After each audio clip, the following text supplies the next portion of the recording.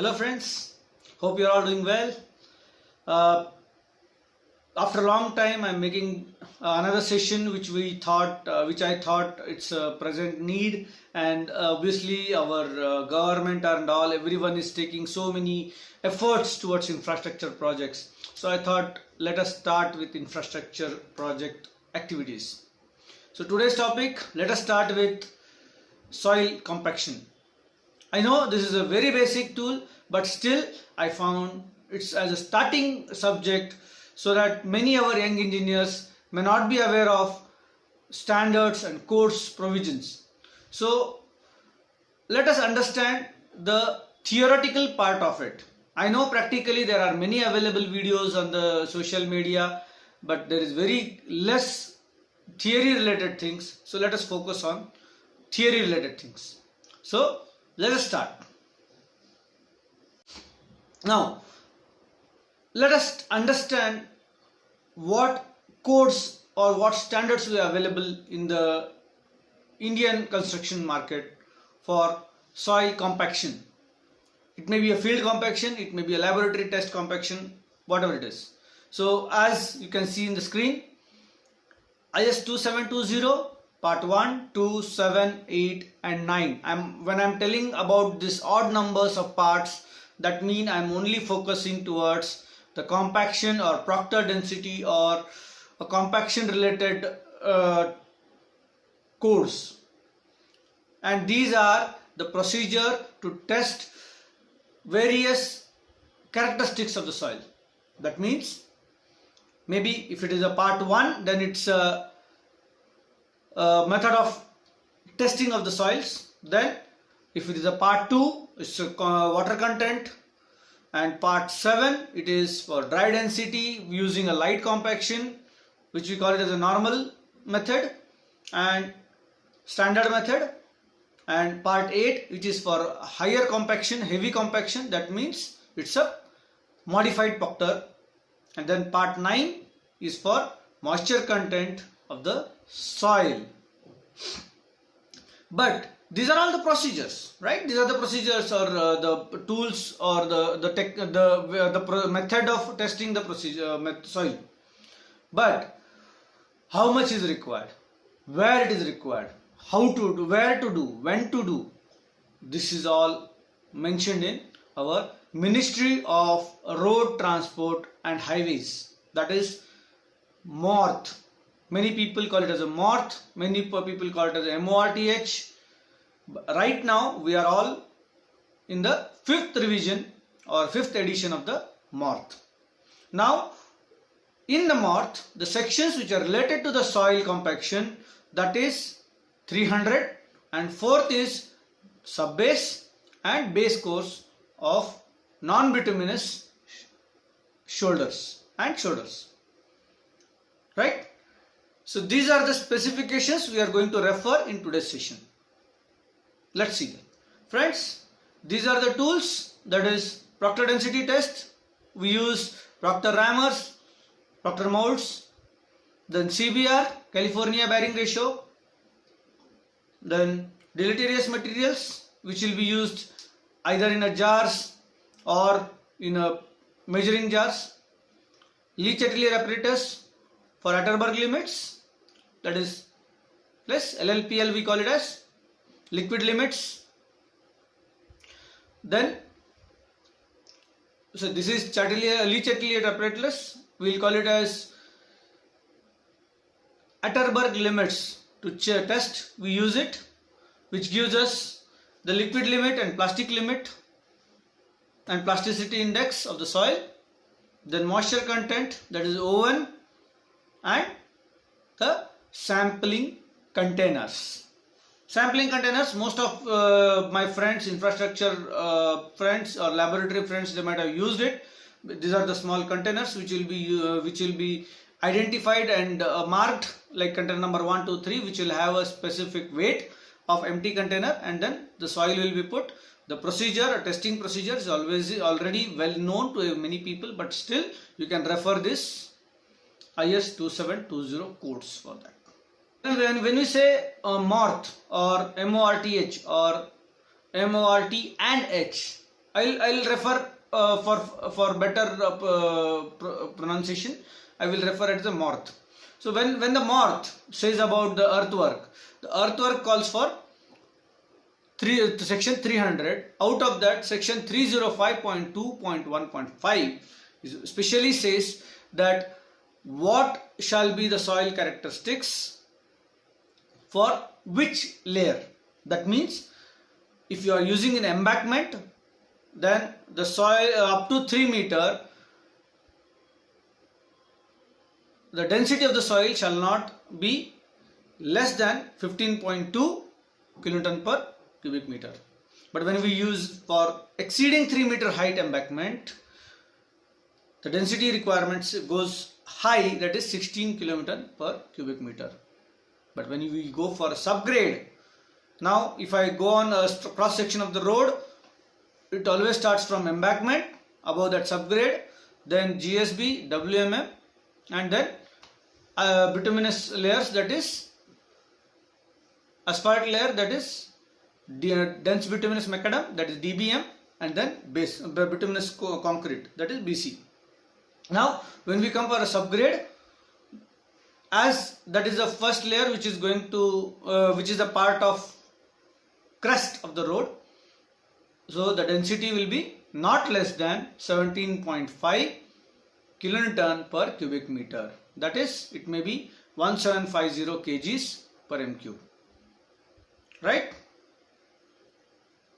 Obviously, the Morth also refers for CBR, and CBR is always designed based on the requirement by the designer or the usage of the road. So we have to refer that CBR as well. Now in case of where the difference between a subgrade level and the ground level, which is less than 0.5 meter, the ground does not have 97% of relative compaction, which we have to carry out as a ground survey before laying any subgrade. That generally we call it as a OGL layer, that is original ground layer. And if it is within the 500 mm, that is 0.5 meter, then it has to be tested for 97% of density, because of we consider that soil as a subgrade. Now if it doesn't suits in that category, that is 97%, what to do? In that case, the Morth says that the ground shall be loosened up and remove the 0.5 and put the all watered and compacted again to achieve that 97% compaction. Sometimes what happens? Sometimes even after doing 2-3 repeated tests also, we don't get this test. We don't get this 97%. What do we do? Sometimes the original layer, while we scarify, it loses its characteristics and it loses its California bearing ratio value. Yes, I maybe differ with some of my friends' opinions, but I have experienced that once a compacted or a natural soil, when you disturb it, its CBR gets affected. I'm not telling reduces or highest, I'm telling affected. So you have to definitely test it for as a OGL layer. You have to test it for CBR. If CBR is not achieved at per designer's level, you might have to remove the 500 mm and lay the fresh soil which has the characteristics required for the subgrade. If it is 0.5 and below the subgrade level, obviously you have option of embankment, and the embankment options are already given in the last slide which we saw, that is 15 or 16 kilonewtons per cubic meter density. Right?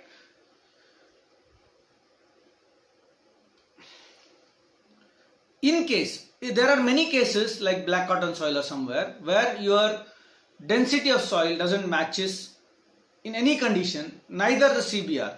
So what does Morth says in that? You might have to go for stabilizing the existing soil. There are many methods available in the market, many technologies are available in the market to stabilize the soil. Some people use cement, some people use sand, some people use grout. There are chemical grouts available. which stabilize the soil up to 300% higher than the existing one. So we can use even Morth allows for ground stabilization in a agreed manner with the client.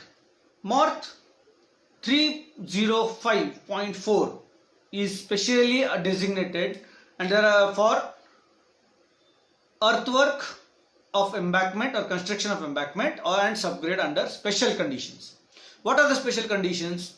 Like 4.1 is earthwork widening for existing road. There is a road existing which you are widening, maybe redevelopment or urban development programs or rural development programs. Then embankment against slope, it's a hill area where you are going to fill.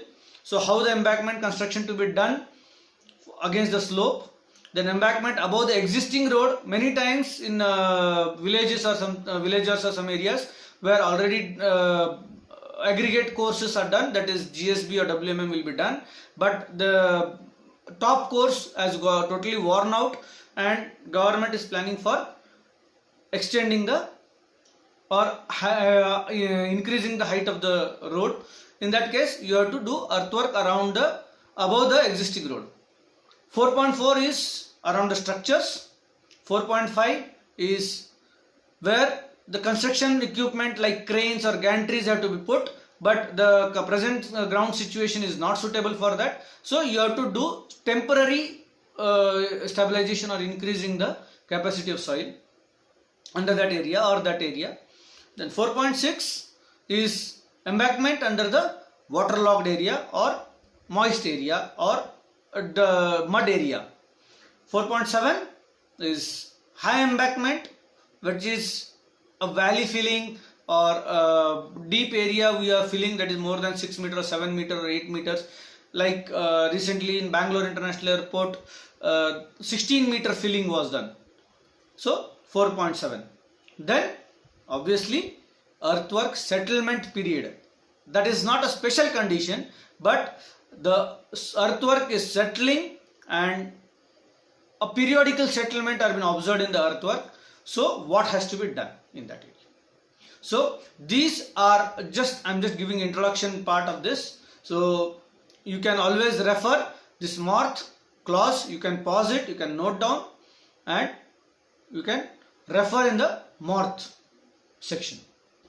Friends, what happens when we as a borough area sampling inspector, we go to for a selection of a vast area or a huge area,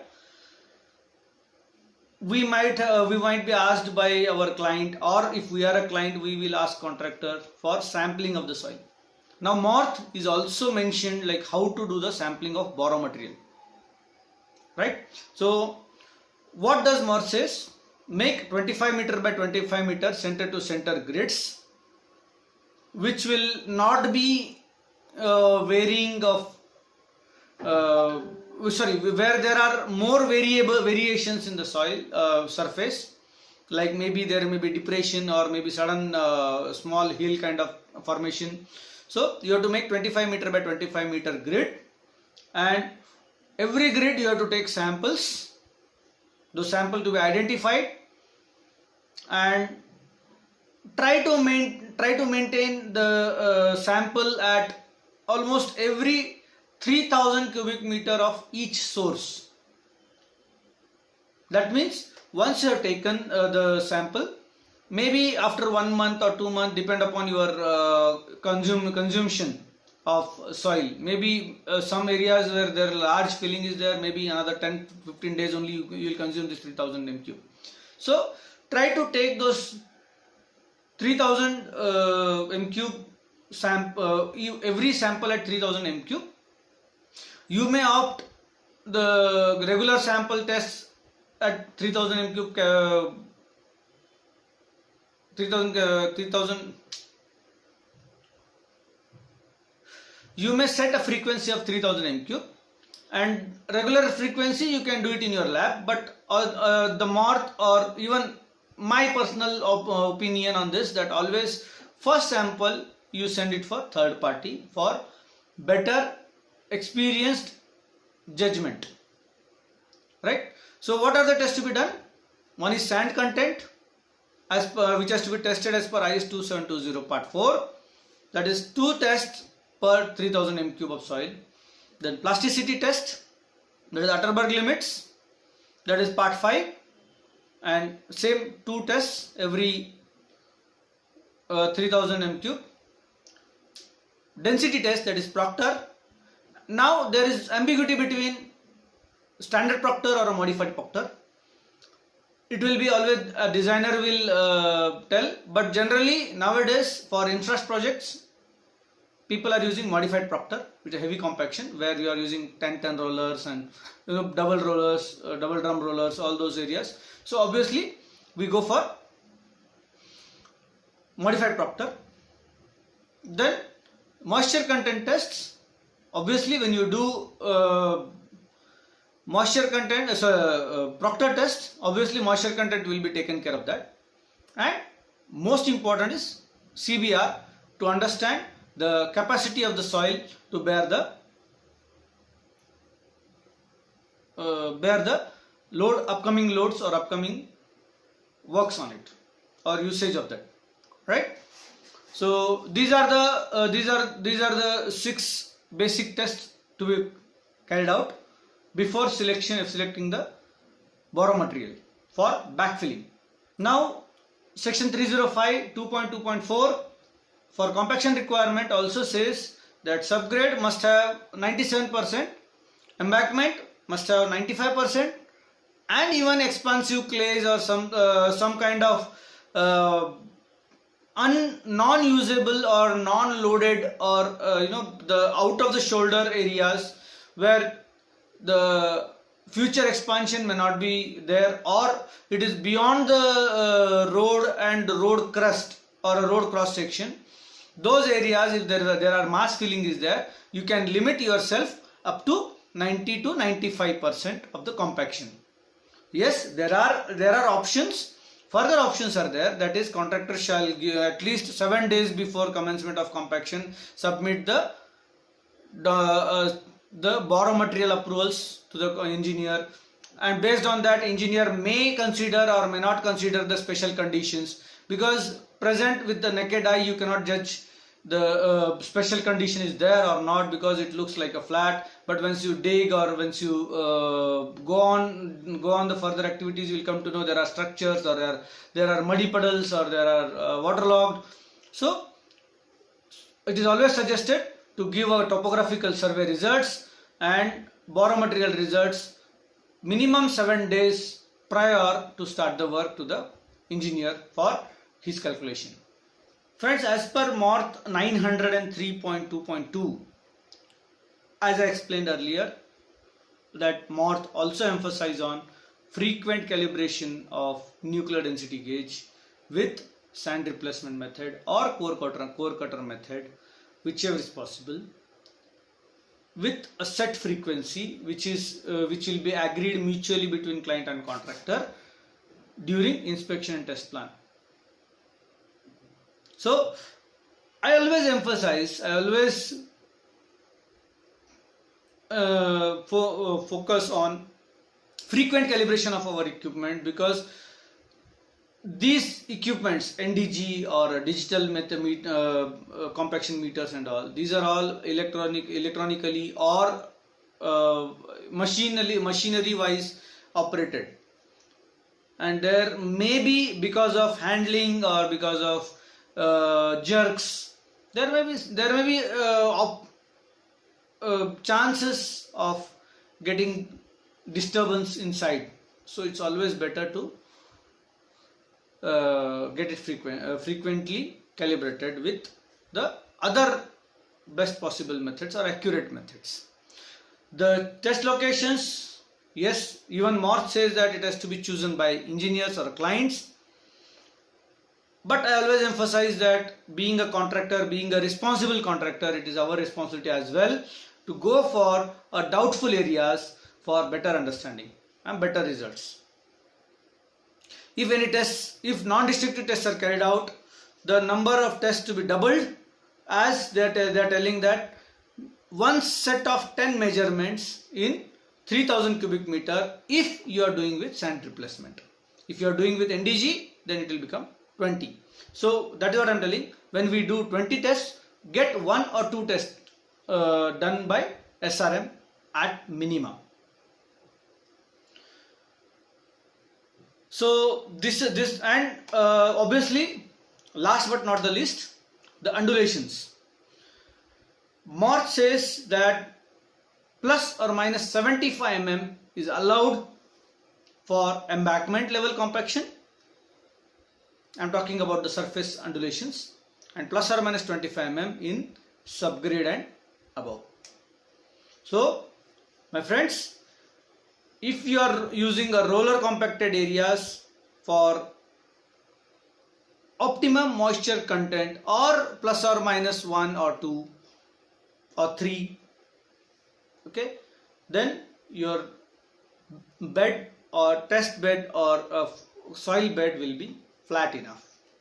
If there are many undulations, so there may be some chances of either there are different density materials like rocks or concrete debris is there, or the moisture is more in a localized areas. So what my experience says is, unless until your roller marks disappears, your compaction is still pending. Think on this. If any observations are there, please do share in the comment below, and please subscribe my channel. I will be posting many new videos on this codes and standards. Please do like and subscribe and keep a notification alarm button so that you will come to know my new videos immediately. Thank you for watching my videos. Be safe and be active learner. Bye.